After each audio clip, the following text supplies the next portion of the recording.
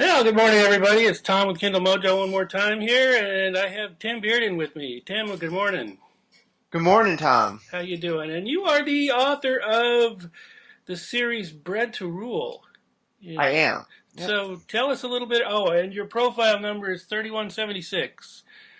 So tell us a little bit about your books. Well, Bred to Rule is about a Chicago cop who becomes a detective. Uh, and without giving too much away, but he goes through a series of events in a conspiracy involving the CIA, seemingly at first, where he's tortured because he's stumbled upon a break in the case by mistake. And, well, things just get a little hairy from there, we'll say that. Okay, what format do you publish these in? That's you use a different format than most, so or not most, but a lot. Right now, I'm publishing in just in installments. I'm trying to do like an episodic comic book without it being a comic book. Okay, so they're short, basically short novellas then, or Yeah, short novellas. The next one's going to be a little larger. It'll probably be upwards of 50 pages because there's a lot more that goes into it. Because the meat is actually the biggest part of it is called The Conspiracy, which is the book that's in the middle of writing right now. okay. Yeah, I mean, Hugh Howey started doing this, and then do you have any plans on putting together, say, an omnibus at some point? Yeah, as soon as I'm done with the fourth installment, I'm going to switch it over. I'm going to combine them all, do another round of editing, and have some friends take a look. I have a friend who's an editor for like McGraw-Hill. I'll have her take a look if she has some time, and I'll put together a big anthology at the end. This also spins off into another series, which I'll write in the interim while that's being edited, called Neutrino, which is the name of the superhero that I'm creating. Okay, and so While I'm sorry. go ahead. While I'm working on that, I'm also working on a separate project that's also in editing by my friend. Her name's Fran Cook. She edits for McGraw-Hill and Loyola Press. It's called Road to Eternity. It's an apocalyptic tale. Okay, well, have her sign up on Kindle Mojo. We need editors. Absolutely. A lot of the editors that we have on there are saying they're getting a little overworked. So she wants some freelance work. That's the place where she can go find some. I'll So let her know. anyway, back to your book.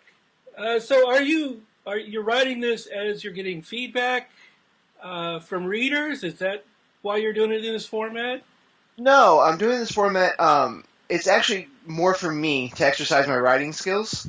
Because I'm trying to do it a book a month, but I want to be able to write that book within the month.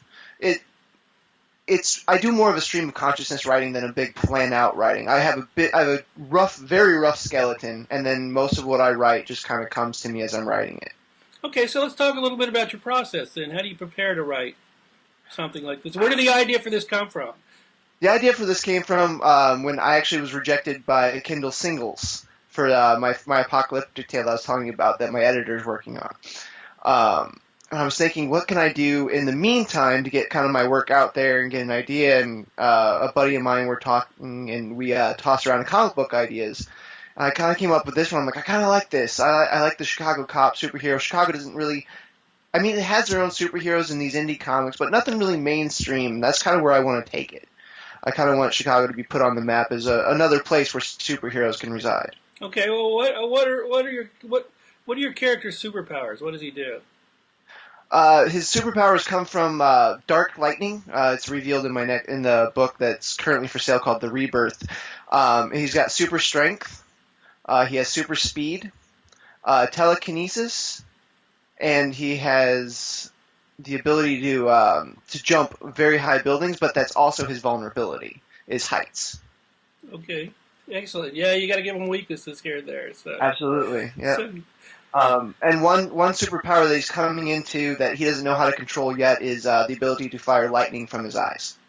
excellent. That sounds really good. Okay, and how's your response been to this? Response has been really kind of slow. I'm my own marketer, my own editor, my own author, so I'm doing as best as I can, but I got a lot of great support circle that's really pushing it for me as well. Friends and family that are really taking the lead and trying to help my work it out there. Okay, so let's talk a little bit about marketing. What do you do to market your book? How do you get it out there? Well, the first thing I did when I came up with the superhero was C2E2 was coming out, the Chicago Comic Book Expo, and that was April 27th of this year. So what I did was I had my friend's mom come up with help me with the costume design. So I dressed up as my superhero, as you'll see on the Rebirth cover. That's what he looked like. That's actually done by Ted Woods, who I met out there. I've been talking with him quite a few, and he expressed interest in doing something, for me. And I said, "Hey, how about you do this?" And it turned out really well. I couldn't have pictured him any better. So I just took a bunch of business cards and I went and really kind of pushed my book and dressed as the hero and acted like him the whole weekend. And free comic book weekend, I put it on sale. I also handed out business cards to different local comic book shops to kind of have it sit out there. I used Twitter and not Facebook as much as I would not as much as I probably should, but I still use that as a platform. I'm not really on Google Plus anymore, but I'm trying to get back into that arena as well. Okay, and so you basically went around and hit all the comic book conventions in Chicago. That's what I'm trying to do. Yep. Right, in the stores and that. Have you considered doing a book signing in one of them? I have, but this isn't really a print book yet. Not until as you called it, the omnibus comes out. As soon as that comes out, that's when it'll be available for print, and that's when I'll start trying to promote it. Any takers on that so far? Or? Not yet, but I'm still endlessly plugging it. So I mean, one of the ways that a lot of people get out there is they do the book signings where they bring in their own product and give the bookstore a cut of the sales. It doesn't cost them anything, and they get people drawn into their store because a lot of the authors will tout this on their websites, and they get free advertising. So it's a win-win for everybody. So, sure. Okay. All right. So what are you working on right now? Right now, I'm working on The Conspiracy, the third installment of Bred to Rule, and it's going pretty well. It's starting to really take shape. I'm also working on editing the first 45 pages of my other project, Okay. Road to Eternity. So do you use beta readers to get feedback? How many sets of eyes will see this before you go to print? Quite a few. I go to my wife first, and then two of my best friends. They'll read it first. They'll give me some feedback. I'll make some edits. I'll make some changes. I'll fix up like whatever dialogue they felt wasn't natural. Then I'll send it out to a bigger group of friends and family. They'll take a read at it. They'll send me their feedback. I'll go through and do a couple more final edits for story and for grammar, and that's when it goes. Okay. And you have a professional editor that does this for you. Every once in a while, only when she's not busy, because of course she's working on a very low stipend from me, obviously. But so whenever she's not busy, she's able to do it. The Bred to Rule has exclusively been edited by me so far, but Road to Eternity has been edited by her. Okay. And how important do you think it is to do a couple of good edits before you go to press? I think it's crucial. If you don't, especially the day before, you really want to do it because at that point, you've already taken 3 days in between the last time you've edited to the next time you're getting ready to publish it. And you've really been able to take a step back and take an objective look at your piece. Okay. What's your background? The main character's a cop. How did you come up with that? I always wanted to be a detective. Like, that was my driving force when I was a kid. My dad always read Sherlock Holmes.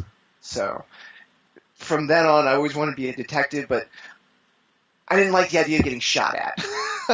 Yeah, that's true. Okay. So what other stuff? What kind of books do you read personally? I read a lot of Nick Hornby is one of my favorite authors. Him and Dave Barry, very satirical stuff. David Sedaris. I'm in the middle of, I forget the guy's name, but Girl with the Dragon Tattoo. Oh, that's his name. I'm stumped. I'm blanking on his name, but yeah, it's Stieg something. Yeah, Stieg Larsson, maybe. Okay, well, we can look it up. Sure, but no, I'm in the middle of that, and I've read all the Harry Potter books, J.R. Tolkien, the classics. Okay, so you're staring there. You're sitting there staring at your blank page for your next chapter. Hmm. Okay, what's the first thing you do when you in your process when you want to write a when you want to? I know that's a lot of that's daunting for a lot of authors. Is the blank Sure. page. So how do you get past that? I reread the last few paragraphs of the previous book, like if it's a series. If, for example, for Bred to Rule, the conspiracy, I took it back at the Rebirth and kind of saw where I ended it and kind of visioned where I wanted to go with it from there. When it's starting from scratch, I just start writing whatever comes in my head and then I edit it later. Go So, back and fix the first paragraph. Sometimes I start in the middle. so you do a lot of free writing. Do you ever have any bouts of writer's block, that kind of thing, that you have to kind of push through? Oh yeah, I had a good 2 years of writer's block where it was just nothing was coming and I was writing but nothing was sticking, nothing was flowing. It was driving me insane and that's kind of where I took a step back, took a break from writing for a little bit, and then I was able to jump right back in probably 6 months later, right where I left off with a couple of scripts. So I also work on screenplays if I didn't mention that. Oh no, yeah. That's my background in writing too. So how does that influence your prose writing? It really influences the dialogue a lot because, as you know, movies are very, very action and dialogue based. That's why I write books because I want to get better at the action writing. I want to get better at the description, but the dialogue is where I've always had my bread and butter. I've studied Kevin Smith and Mel Brooks. I've studied just a number. What's his name? He did A Few Good Men, or Aaron Sorkin. I studied all those really, really great dialogue writers to kind of get where I'm at. How's your feedback been from your readers, and how do you go about getting reviews on Amazon? Amazon reviews are a little difficult. I have my friends put them on there. Obviously, they don't always make them for whatever reason. I actually need to talk to Amazon about that. It's missing a few reviews. But I have an indie reviewer, Bob Milne. He does beautyandruins.blogspot.com, and he just did a review for me. It was a fantastic feedback. One of the lines from there, let me pull it up here, that I really liked. Setting up a superpower tale that so far owes more to cinematic action than comic book panels, and that's probably one of the highest praises I could get because that's really what I was going for in my action scene at the end of the first book, The Incident. I was going for a very movie style of fight scene, and it looks like I pulled it off. Excellent. All right. And so you're very influenced by the world of comic books. And as a screenwriter, what do you think of the films that have been coming out lately? Marvel's done a fantastic job. Joss Whedon is amazing. He really brought those characters to life. He really made that world seem like it could be entirely possible. You got another book. You got another installment coming out. How many installments do you think you're gonna have before you call it quits on this guy, or are you gonna just keep writing them? I'm gonna keep writing him.